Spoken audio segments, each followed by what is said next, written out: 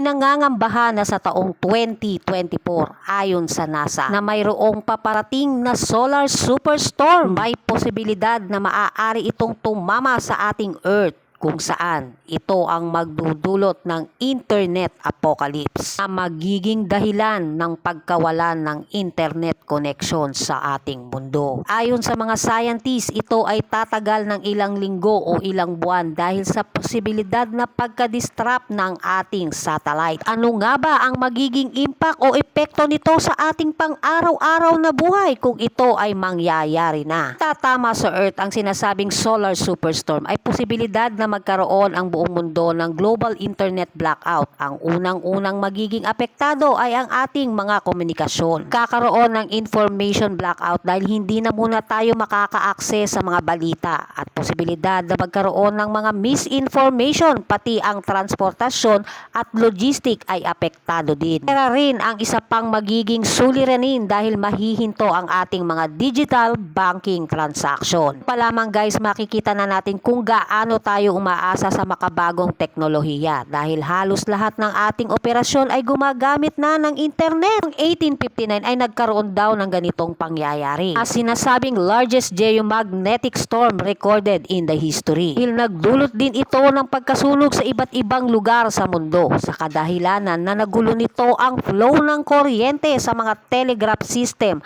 na nagdulot ng pagkasunog nito. Pero guys, ngayon ay may posibilidad ba na maagapan natin ito? Dahil sa ating advanced technology na maaari na nating ma-detect ito bago tumama ito sa Earth. Paman tayo ay maghanda, totoo man o hindi, manalangin tayo sa ating Panginoon. Siya lamang ang may kapangyarihan na kumontrol sa ating daigdig at sa ating mga buhay. Maraming salamat po sa inyong panonood. Naway maging ligtas tayong lahat sa anumang bagay na mangyayari.